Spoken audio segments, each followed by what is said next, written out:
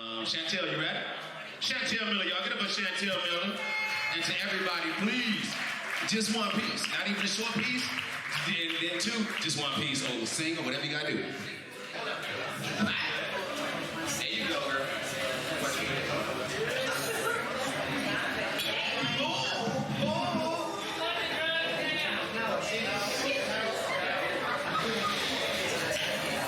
Can we talk?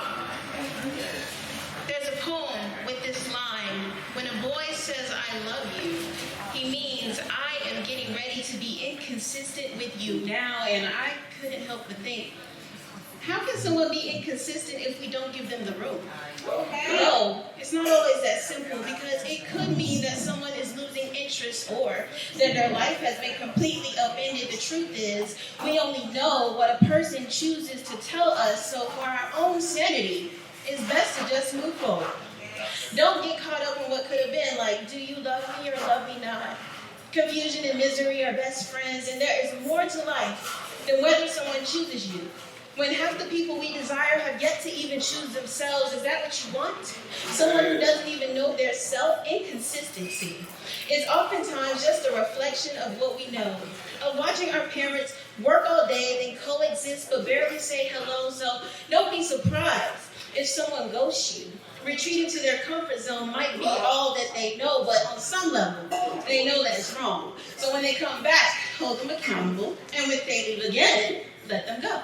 Because inconsistency can also be a power play. To them, this is a game of chess, so when they stay away, they wonder how long you'll wait before you make a move. But I'm the queen of the board. The only move I'll make will be away from you.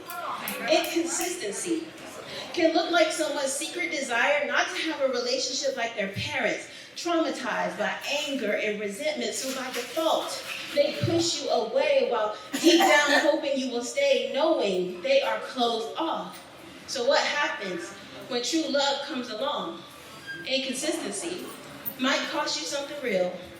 And the guilt of losing someone true is really hard to deal with, because if I am the truth, I will see this and think, why you do that? Now I gotta sit back and act like I don't know you like that, because I've already seen the slip of your mask and your emotional code switch, but I don't switch up with my feelings. Either it is or it ain't. I know that we're complicated beings, so no matter how messy your story might be, if you just talk to me, you might find that I'm understanding.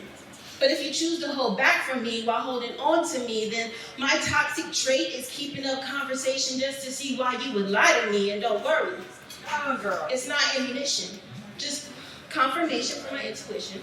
I would never use it against you. But understand that I have a heart to protect too. So the moment you started acting funny, you became a case study. And as it relates to me, I will study everything from the way you move to the way you speak. And there is nothing more unattractive than inconsistency. I can only match your energy. So this is accountability. If you don't like that, well, maybe you're not ready for anything real. Just comfort and complacency. Just yes men and women who enable you to be less than you could be. And trust me, it's hard to look in the mirror and realize that we are our greatest source of toxicity. Keyword we.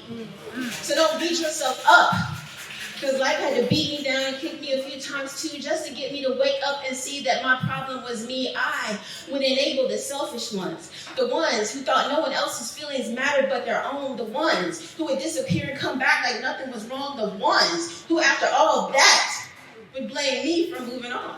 And I would clam up, say less, try to protect their hearts, or should I say egos. And then I got fed up.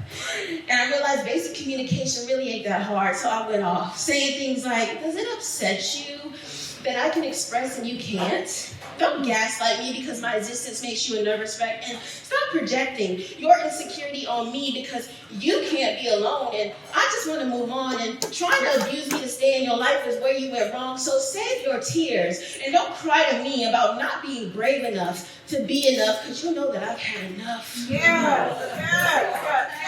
But this isn't about them.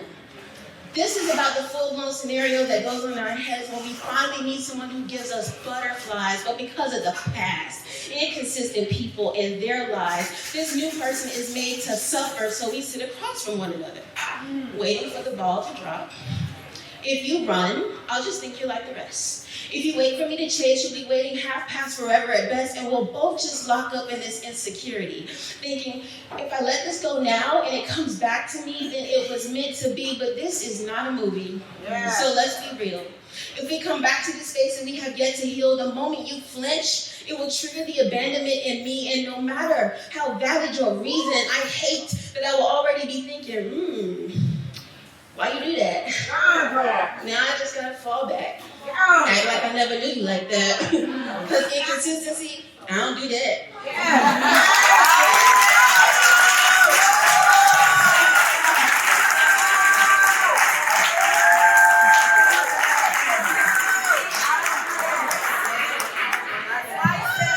She's ready to mic drop for real. If they ever seen it like boom, she should have took the cover off like this. Shit. Fuck y'all.